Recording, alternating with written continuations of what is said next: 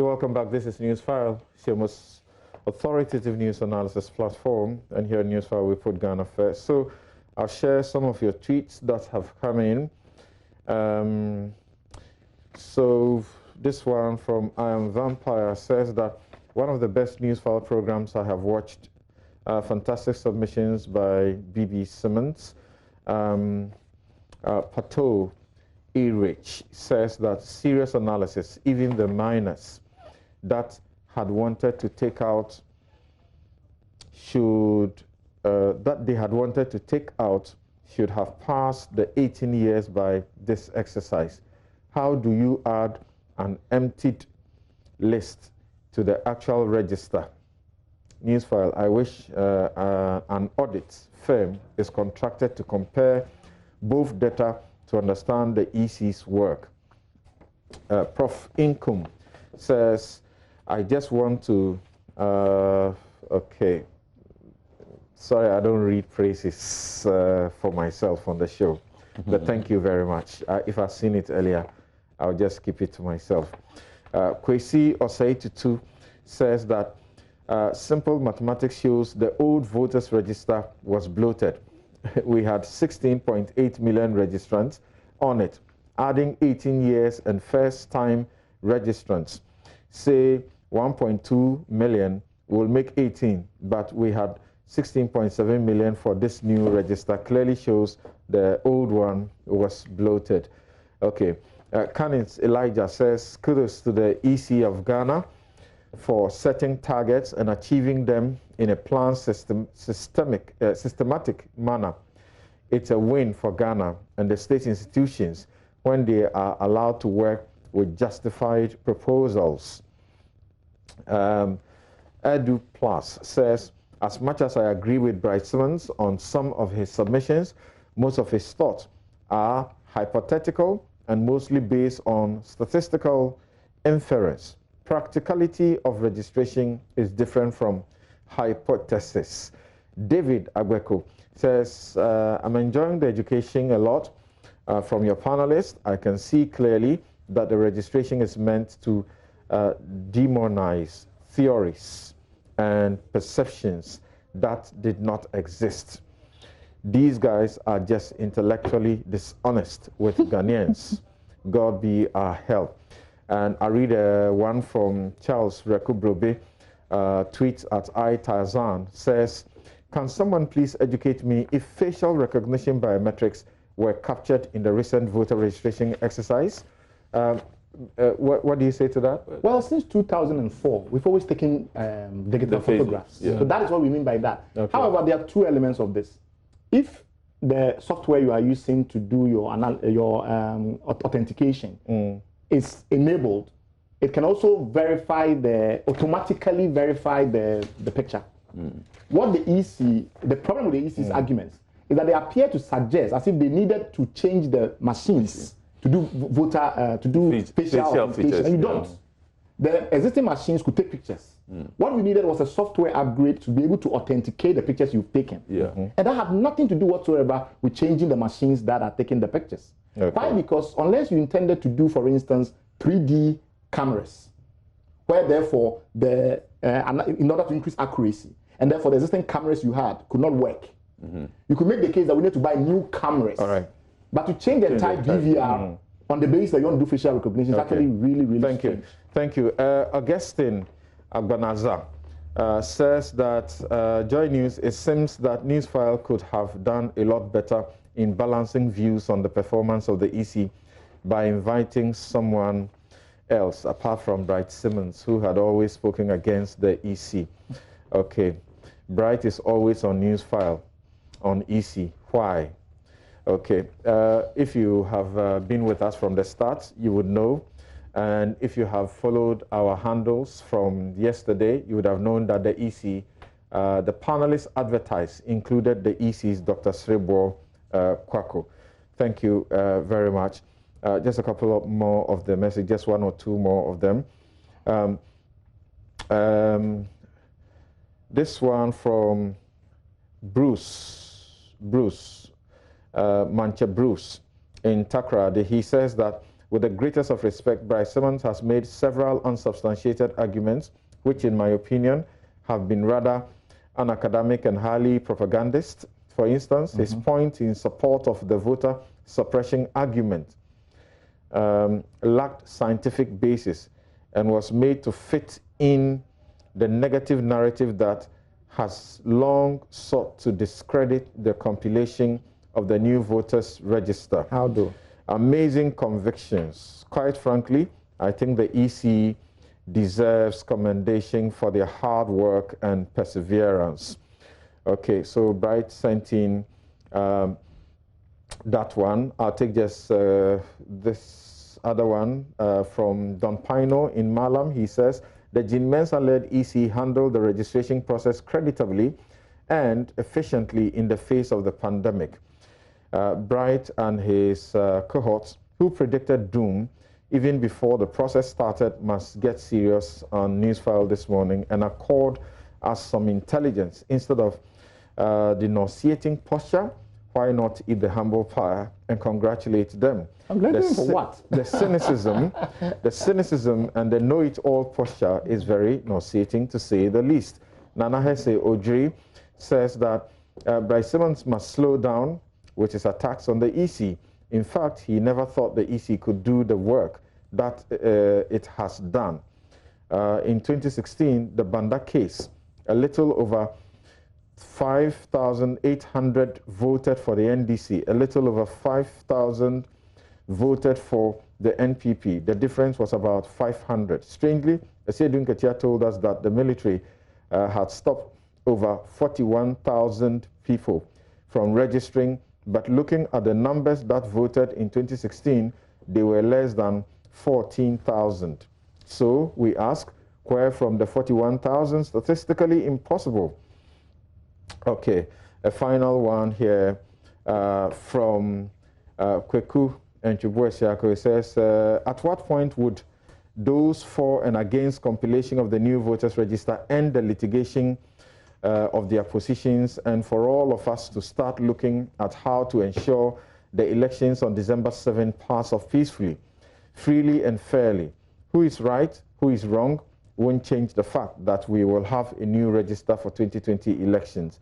Let's move on. All right, thank you for those messages. And as always, this program is brought to you by the kindest courtesy of the Bank of Africa, strong as a group and close as a partner. MTN everywhere you go. Ashesi University, educating ethical and entrepreneurial leaders for Africa. Consolidated Bank Ghana, we stand with you. Duraplus, where Duraplus goes, water flows. We lead, we build you a home. Star Assurance, your solid partner. And Rehoboth Properties. This is Newsfile. Now let's get to deal with some really, really very difficult situations for many Ghanaians. As you may have monitored, there has been a certain survey that has been done by the statistical survey, that's the Business Tracker Survey. And it shows, among others, that 770,000 workers, that is 25.7% of the total workforce of Ghana, had their wages reduced, and about 42,000 employees were laid off during the pandemic, during the lockdown only. It is a very disturbing situation. Many, many jobs have been lost. In fact, about 85,000 businesses are closed. They closed during the period and can't seem to get back up. So, Bright, what do you see? Because we're still in the pandemic, and it does appear we're going to be in the pandemic for a long while. Well, I mean, there are a couple of quick points to make. I'm not very sure that the statistic you read was right. That is 25% of the workforce. if it indeed is 770,000 people, so that must have been mistranscription or reporting error. We have over 30 million people in the workforce if you project to the population now. I think 30 million last year, maybe 13.5 million. So if 770,000 are unemployed, that is in the region of about 5%, right? So I will not accept that figure, but it could be mistranscription or it could also be misreporting. What is definitely true, though, is that we need to distinguish between structural unemployment that may have been introduced by COVID-19 and seasonal unemployment or episodic unemployment that the pandemic have brought about. The reference I made is about their wages having been reduced. Yeah, but we said 770,000 people. I get the issue of the percentage. Oh, okay. Yes. Okay. But these are not people who lost their jobs. Okay. They had their wages reduced by about half or so. About half or so, okay. So that will not be unemployment if your wages go down. Definitely has an impact on your purchasing power. But I also wanted to distinguish between structural unemployment situations that may be bred by this problem and those that are purely episodic. And we have to pay attention to that distinction. So structural will mean that due to the pandemic, we have industries that decline significantly for a long period. And therefore, their capacity to employ is significantly reduced for that period, for that long-term period. Whereas, so in the US, for instance, when they measure unemployment, they tend to say that you should have been unemployed for more than 4 months to count in the unemployment statistics. This, to a certain extent, takes into account the episodic nature of some of these employment adjustments in the economy. So I'm not as worried about jobs, and the reason I'm not is I'll tell you very, very shortly. A lot of the sectors that have been heavily impacted, hospitality. So I think hotels said that the occupancy has dropped to 30% from 70%. I think it's dropped much lower than that. According to the Employers Association, we are talking about, and they have not updated the figures. Yes. We're talking about 6,000 to 7,000 people having lost their jobs in the hospitality industry. Yeah, but we're talking about occupancy having gone down to 30%. From my experience, just going around Ghana in the last couple of weeks, I think it's gone down by more than that. I've gone to hotels in Kumasi that are literally just zero occupancy. So it's been savage. The question is, will it return as soon as you open borders? Because a lot of these problems currently are deliberate, right? We've closed borders deliberately. We are asking hotels to limit the number of people that come in there. We've still not formally allowed restaurants to seat patrons, though some restaurants are obviously currently ignoring the law. So a lot of those things you can change overnight. What you cannot change overnight is the confidence that might not return. So if Ghana, in this reset, if foreign visitors reduce permanently, because for some reason they are worried about their health. So they don't want to go into countries in Africa or some place like that, just because of the psychological effect that this has had on them. Then you could have a structural problem in the hospitality industry. So far, everything appears that it's episodic. If borders reopen, the hotels are going to come back alive. The logistics companies that are having huge problems, air aviation, because they're having problems, currently, will perhaps all be restored to vibrancy. There is also the likelihood that restaurants, it depends on obviously also on purchasing power and people's sense of their well-being. If people think that their incomes are going to decline over the short haul, that's the confidence matter. That then leads to real structural effects. As in, you have industries that suffer structural revenue decline over the long term. Then you begin to have problems. So I think a lot of it's about working on confidence, because a lot of the problems that have led to declining jobs in many sectors are episodic. Okay. If you remove the restrictions. So wait, and let's hear from Professor William BAAH-BOATENG, Head Department of Economics, University of Ghana, Director and Senior Fellow, International Institute for the Advanced Studies, University of Ghana. Thank you very much, Professor William BAAH-BOATENG, for joining us on Newsfile this morning. Thank you, Samson. Right. Now, the Minister of Finance had gone to Parliament when he went with a supplementary budget, and he said, quote, COVID-19's, quote, impact has been devastating on the people, business, and economy of the world, with 2.2 billion jobs.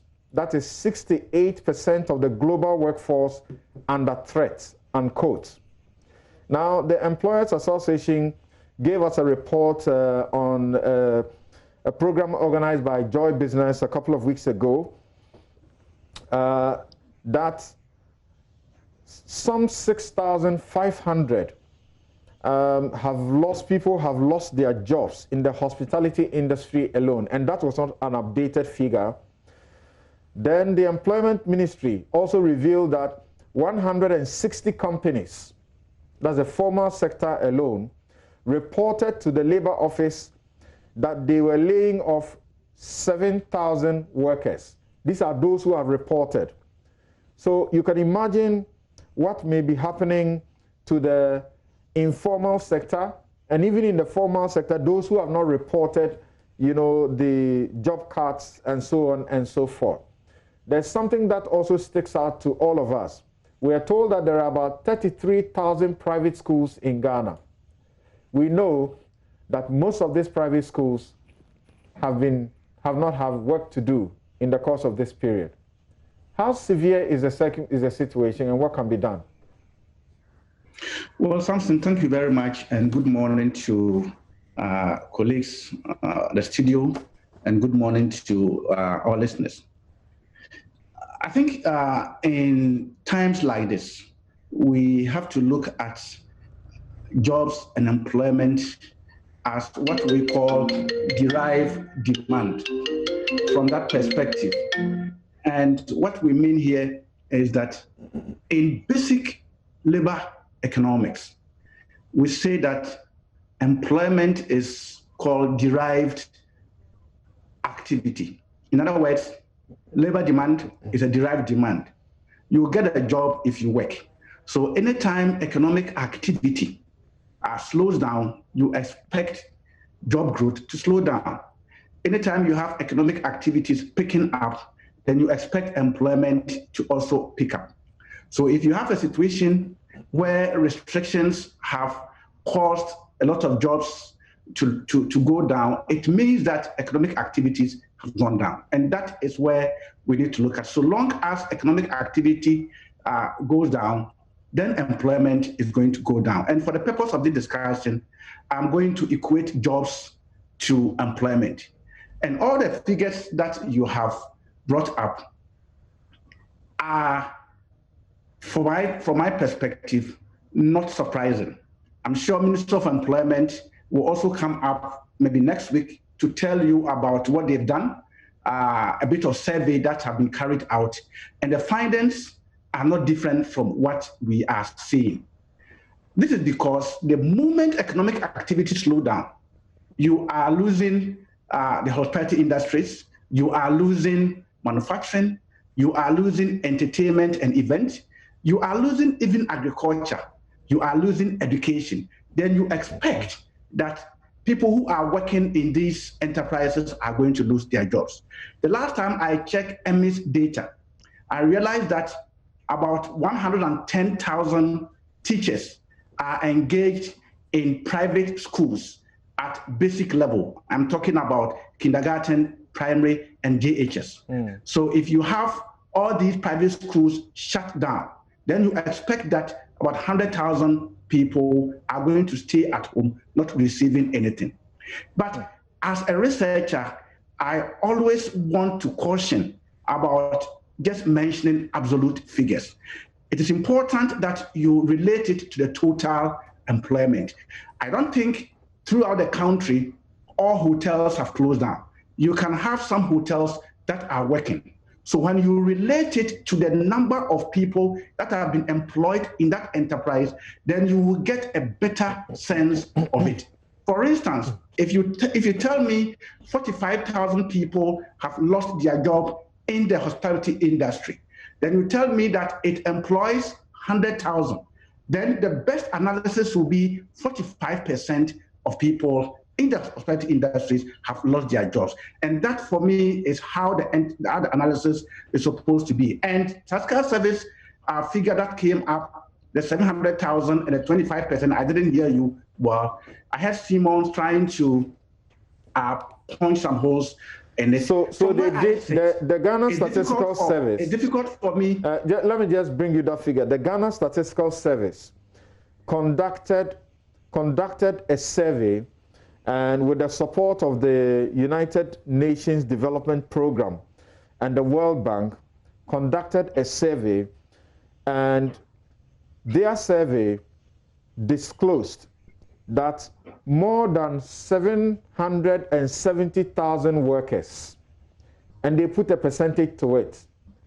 They said 25.7% of the total workforce have their wages reduced, and about 42,000 employees laid off during COVID-19's partial lockdown.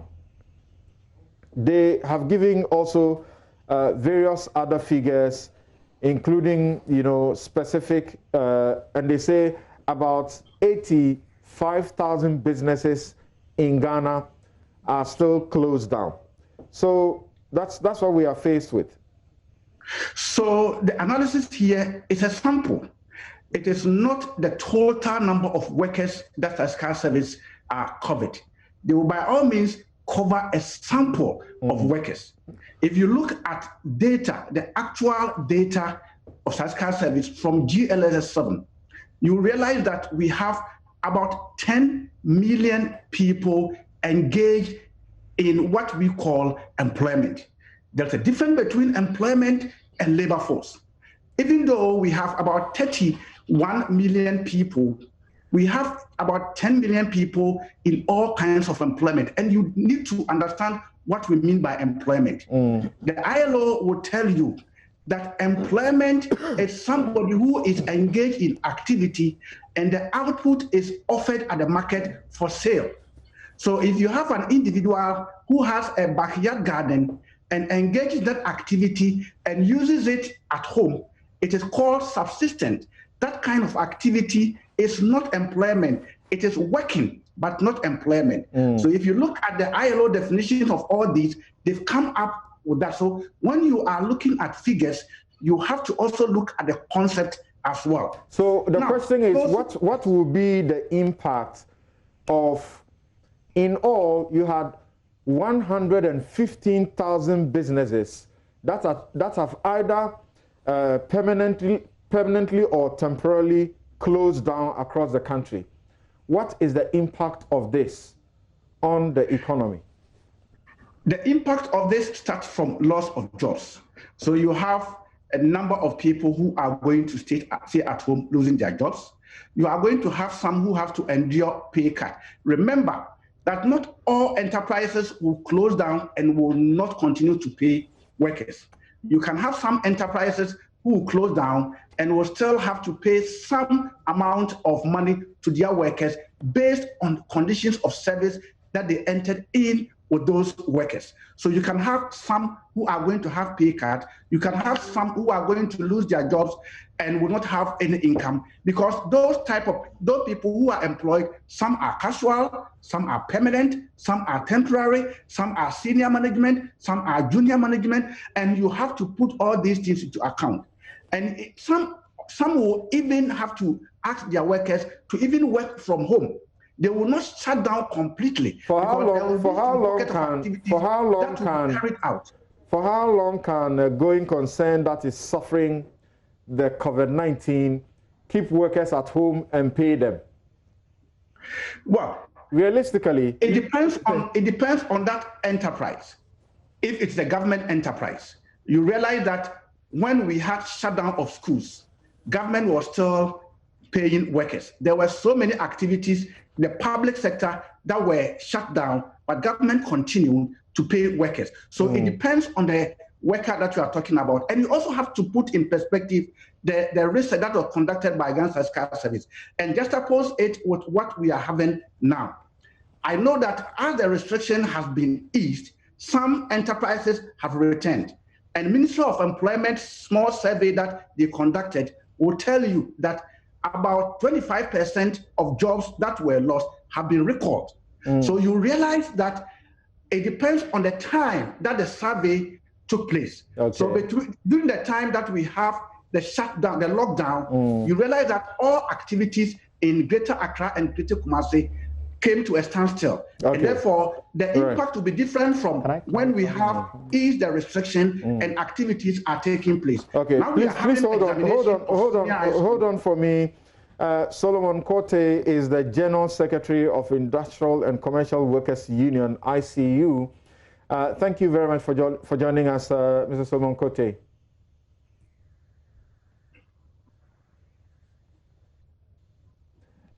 Unmute your mic. Can you hear me now? Okay? Great, Yes. great. You are on. What times are your members in? Hello? What times would you say your members are presently in? We are in very difficult moment. We're a moment when the future looks very, very, very difficult to predict. We're in a moment where every day a worker is thinking our jobs are going to go up, because the practicality is that ever since we started easing the restrictions, productivity has not remained same, and a lot of activities have actually slowed down, including the closure of the borders. So we are still not in normal times, and unions have also not been able to make any negotiations to add on to anything, even though expenditures have been rising left, right, center. We are just not in good times. Well, the contract of employing someone, the law is quite clear, and the law even didn't need to say so. The employer must give you work. When you do the work, then the employer will pay you. If there's no work, the employer certainly cannot be expected to pay you. While we are being told about the huge numbers of people who, because are unable to do any work, are not getting any monies, what is it that you are doing to help people to keep body and soul together in these times? Thank you, Samson. What we have done so far is to engage the respective employers under the enclave of the ICU. And from the hospitality center, serious negotiations have gone on at the standing negotiating committee level, where we have agreed and reduced salaries by 50%. Now, we did this at this particular sector simply because it is not that there is zero activity. Right. Some activity is actually running. What we have also done again is that upon easing the restrictions, the employers have started having a little more jobs. Hence, the 50% salary gets a slight change by when you are called to go and work. In fact, the employers are aware if we lose all these people and we're having to get normal tax, to re-engage all over will be very expensive.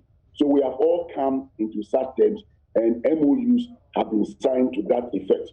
Inclusive of that, their Social Security, Provident Fund, and taxes are being paid in that proportion.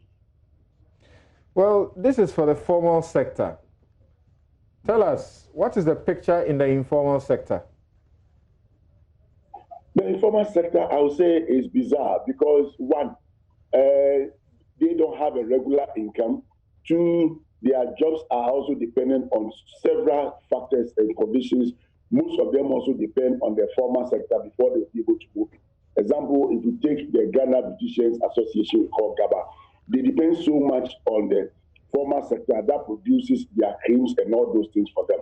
Now, they are not getting materials, they are not producing. So they are virtually, properly locked down in terms of no activity at all to run. So for them, their source of livelihood have been stalled to a very large extent, and nothing seems to be working for them. All efforts they are also making to at least bounce back and come back. People are not visiting the salons that the way they used to visit any longer. The batik, tie and dye, that informal sector that we also cover, they are also complaining that nobody is coming to buy because incomes have actually gone down, and therefore lifestyle of the average Ghanaian is now being having some permutation and make sure that you bring yourself to a level where your income is. So a lot of activities have been stalled, and this is greatly affecting the informal sector. The market where me and you go, they have taken advantage of this. and they have increased almost virtually every foodstuff, making life a bit more difficult than we had experienced before the coming of the COVID-19.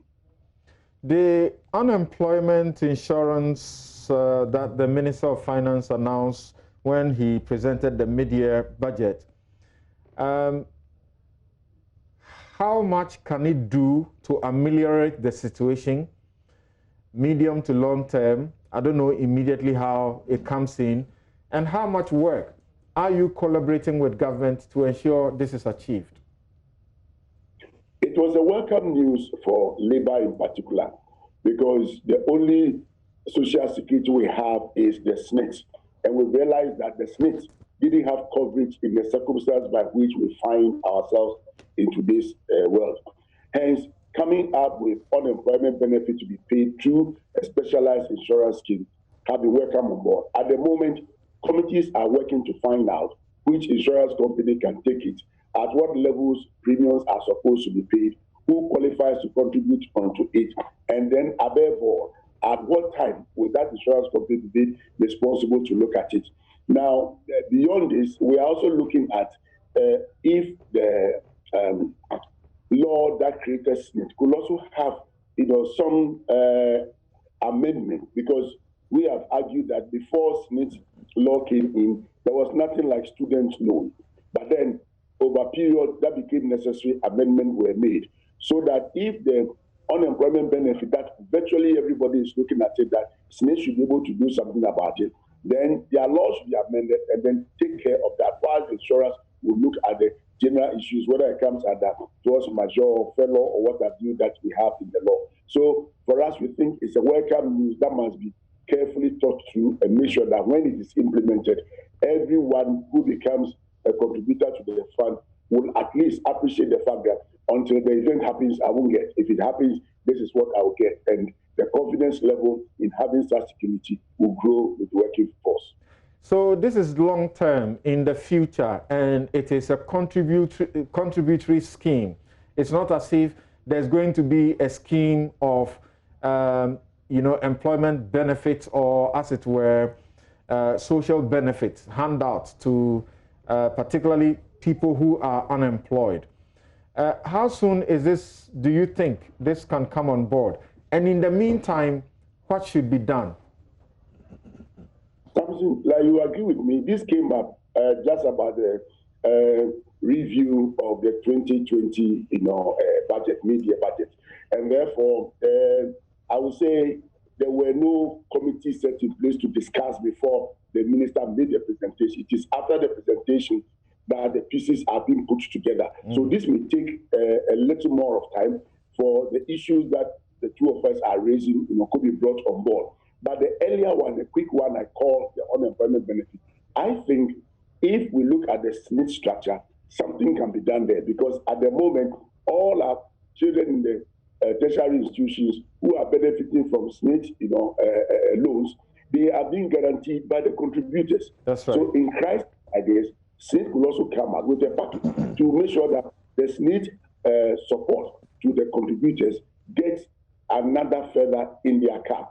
For the insurance element, we know a lot of more work ought to be done, but within a good time frame to finish it on time, because we don't know whether the mutating attitude of this corona, we are going to get another one, and a severe one. And insurance company, you are coming in when they could see that the chances of getting the accident is very high, then your premium also goes high. Right. And then the issue of workers also looking at our income, whether we can pay the kind of premium they'll be demanding from us. So it's going to take some bit of a time, especially when HO is telling us that this disease will be with us in the next 3 years. And no insurance company knowing very well that if I undertake this particular policy, I am bound by the kind of terms and policies that are around to suffer such payment. Right. So I believe the insurance company who are interested in this particular package may even be hedging now, because everybody is looking at how this coronavirus is behaving. Mr. KOTEI, what will be your final words? What would you say to workers?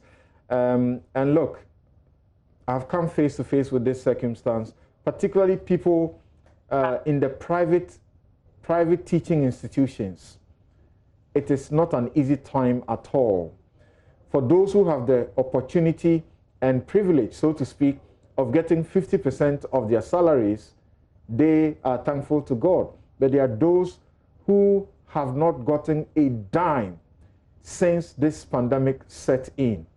They have children, they have dependents, they have rent, they have bills to take care of. Life is not easy at all. What would be your final words to workers, particularly those who find themselves in such a situation?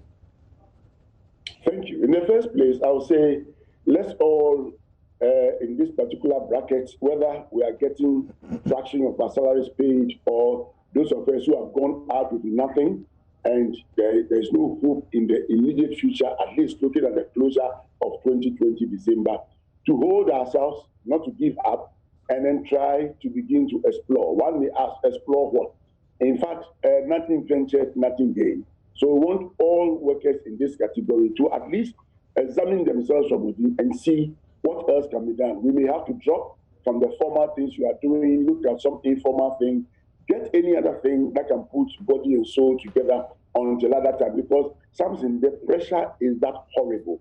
Rents are due, people are not able to pay, and children are also in the house not schooling, their eating habits, and the burden of medicals, etc., etc. So we know that the average Ghanaian worker today is not in the best times at all. But we should not sit and cry, because there is no specific prediction as to when this challenge is coming to an end. So the earlier we look within ourselves and see what we can do. The good book says that there is dignity in every work. If it means even begin also to sell ice water, the common things to do to create an activity, right, we want to advocate for that. If it means going to the chopper and get something down, put your degree somewhere and do those things, that will really help us than finding ourselves in these political seasons where people might rather want to use this. This is a global phenomenon that has happened. And right, therefore, as a Ghanaian worker, this is what I will urge every one of us to be doing. Thank you very much, Mr. Solomon KOTEI, General Secretary, Industrial and Commercial Workers Union, ICU, for seeking the welfare of the worker. Keep doing that job. Now, let's have Professor William BAAH-BOATENG give us his final words about what should be done in the circumstances. What should be done? What should government and all other stakeholders and even individuals, what should we be doing? Well, I think whatever you have to do will depend on how the pandemic will unfold. And I'm sure we will have to depend on the experts to be able to guide government and government to be able to influence our behavior in that respect. I'm sure if you look at, I'm not a health expert, but if you look at the data, you realize that at least when it comes to death associated with COVID, Ghana is not doing badly. And perhaps that may influence some of the decisions that government will take. So easing restrictions gradually will then bring back economic activity in gradual sense. And then as economic activity picks up gradually, then employment and jobs will also pick up gradually.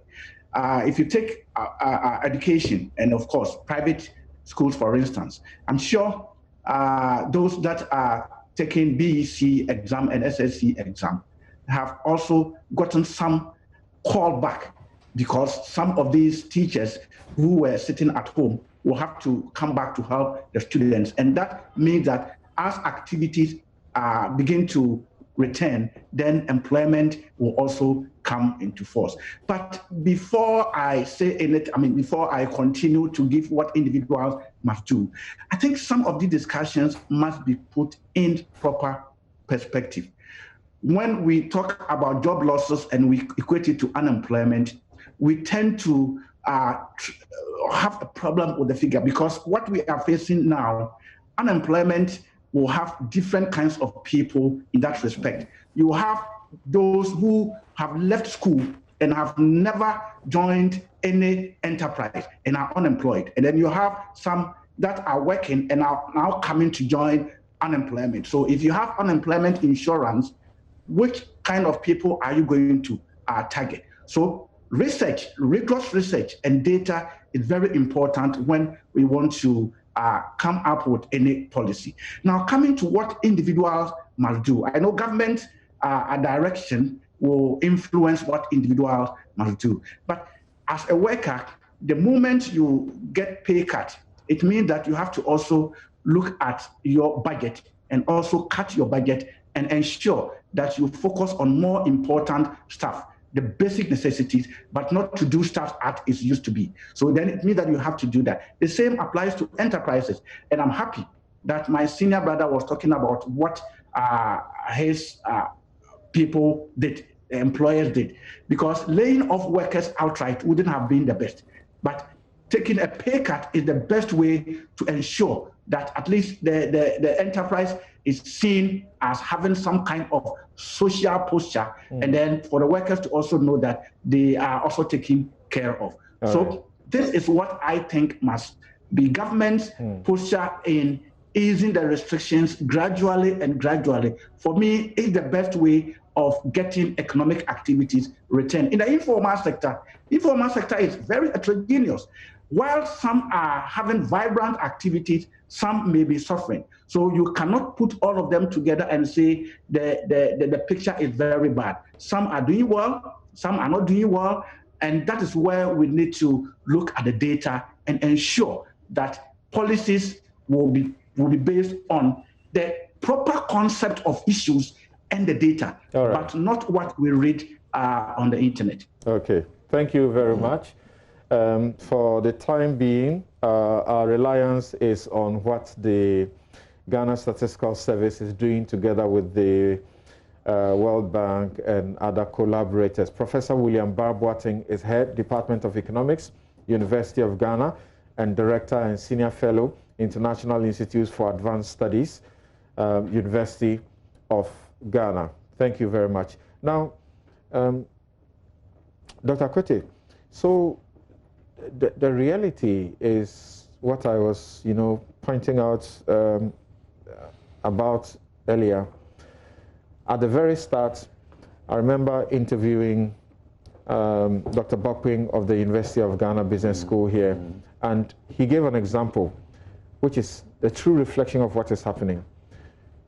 That you have friends who are calling you and saying, look, I have not been paid this month. There's no money coming the next month. I have rent. Look, I have to take care of kids. I can't even put food on the table.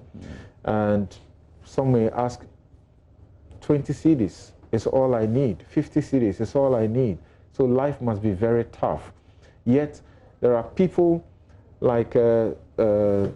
Solomon KOTEI said, who may not be willing to move from their degree to get onto the street to perhaps sell, sachet water, if that is what it takes to survive? Well, the impact, you're looking at how to manage the impact and the coping strategies. I think that one of the important things we should bear in mind that COVID is a pandemic. And the magnitude of it, and in terms of how it's affected all sectors, has also required that in the most advanced countries, the state plays a very important role. Yeah. Governments, if you look at the USA, the economic stabilization, the spans myself and so on. We haven't had that, but perhaps the intervention by the government, electricity, water, and so on, was addressing some social impact and probably to some element of economic impact as well. And then since then, we've seen government also come out with some specific stabilization of some sort, targeting SMEs and what to do about that and so on.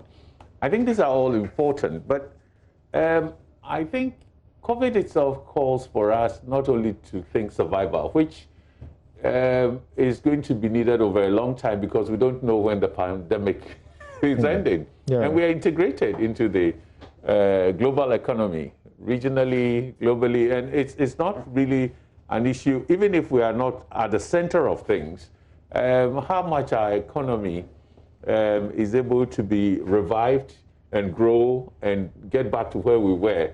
It's not determined solely by us.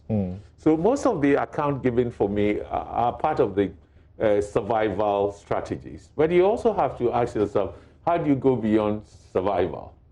You know, and restart the economy or energize it in a way that probably is good, that our dependency on imported things, very soon I anticipate that there will be shortages of the things we depend on that we import, the rice and tomatoes and so on. What we do, there are opportunities in there. And although I hear employment figures and schemes, I wanted to know the strategy that says, look, the imports will not come in, but it gives us opportunity. Can we look at local agriculture? Okay, we shouldn't buy new shoes and cars and tires, but can we feed? I think for many people, if they can feed, well, they have food to eat and so on, the rest can wait, you know. And so I'm concerned about the strategy that says we're going to be more self-sufficient and will not be hungry. Okay, so the person who wants 20 cedis or so knows that even if you give them 20 or 50 cedis, they could survive because kinky and whatever, you know, soup and whatever they are going to get locally. And that would just be for a couple of days. No, I mean, that's just why I'm saying have a strategy that says food is what we don't need, we are not importing, but can we produce on a scale that ensures that prices go down, there is some surplus, you know, and people have access to it. Or you could even subsidize prices for them. It's a kind of strategy that I think probably we're going to need. So a sector might grow. Probably agriculture, especially the food production, could grow in such a way that it could cushion us off. And that could improve health too, and all those things. So for me, it's a very important strategy. My problem is that there would always be the marginalized groups. So we are talking about employment in the private sector, but I think we're living in a developing economy where quite a lot of people also depend on, you know, others, and government especially. Now, how do we respond to their needs? We saw the lockdown distribution of food. How are we sustaining this? There's the LEAP program and so on. How sustainable are all these things? Because clearly... That's over. It was for the lockdown. Yes, that's what I mean. But it hasn't changed the situation. Right. So how are we also responding to that? And where is that strategy that says that, look, our economy is not just private and public. You also have the voluntary, non-profit sectors where actually the humanitarian needs are addressed with all sorts of capacities on the ground to be deployed. They are not mobilized. And thirdly, I think what for me is most worrying is that we've taken our eyes off it and we are looking just at SMEs, private sector, and so on. But their economy also grows when they can export. And they are not going to, it's not going to happen anytime soon. Right. So what is the total impact? I'm looking at society in its entirety, not just a limited group. That really is constrained because its market is also constrained by the situation. So I think we should go beyond the individual. The individual in these circumstances needs the presence of some Now, Bryce, what will be your final thoughts on this? When we started the whole thing, in the U.S., the example, I think it was you who gave an example like that. In the U.S., they voted, I think, $2 trillion, you know, some to businesses, and they actually did a cash handout program. People were getting $600. I think just a week ago, that has come to an end, and there were people who were, you know, becoming a bit frustrated because they needed it to continue, and you know, the politicians were not sure how to do that. In Hong Kong, they had a similar thing like that. Of course, we don't have economies that can sustain that, and we don't even have the data to be able to do that in a very good way. The statistics suggest that some jobs analysis experts suggest that some jobs have been lost forever. What will be your final words about what people should be doing as individuals, the state and corporate institutions? Before I answer your question, just because Professor Boating mentioned it, I need to clarify that the point I was making is that a certain number was given for the national workforce, and then a certain number was given for job income reduction, and a certain percentage of the national workforce was mentioned. And my point is that there is no way that number can be 25%, given that the national workforce is in excess of 13 million. So that's the only point I wanted to make, and I need to clarify it.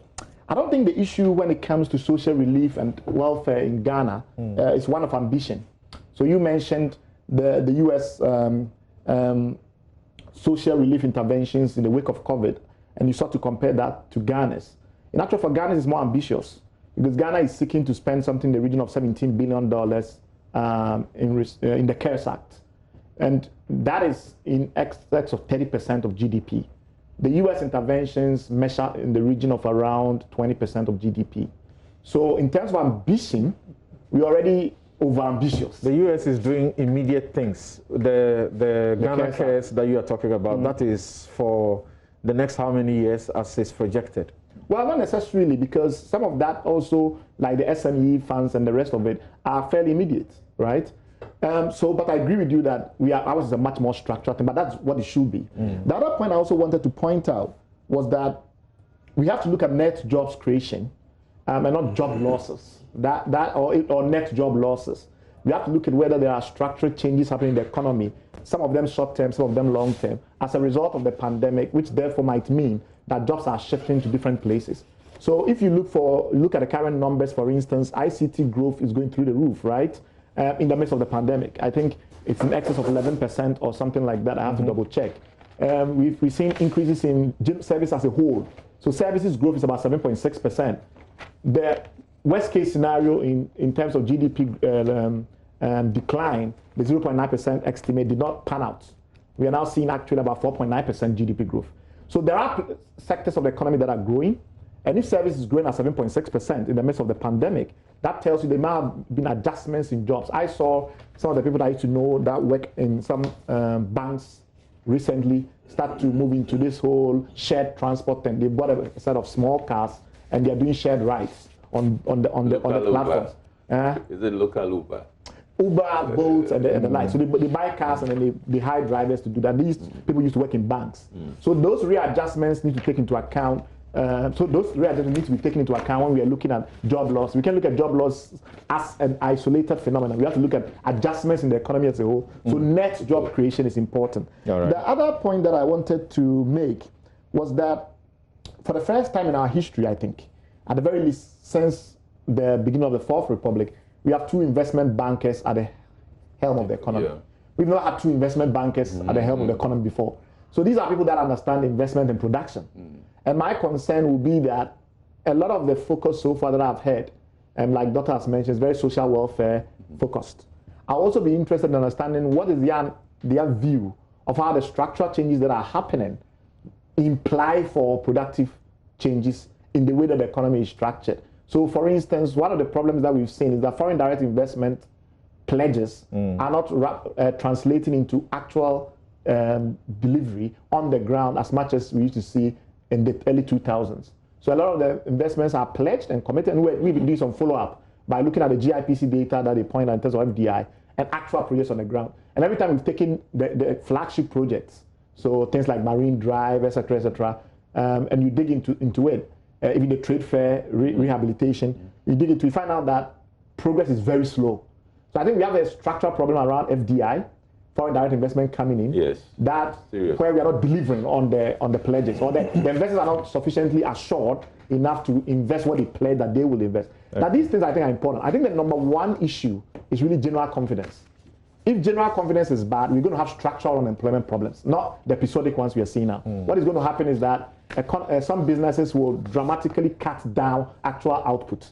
That would mean, therefore, that people lose their jobs permanently, and then because they lose their income, purchasing power goes down. You have a ripple effect throughout the rest of the economy. So I'm more focused on measuring confidence now, and perhaps Imani and others can also join. Thank you so very much, Bright Simmons and Dr. Emmanuel KOTEI, who are my guests in the studio. We'll take a break, and when we return, we should have some time to talk about the developments in the education front. As students are sitting their exams, 14 of them have been dismissed, and then 3 teachers have suffered.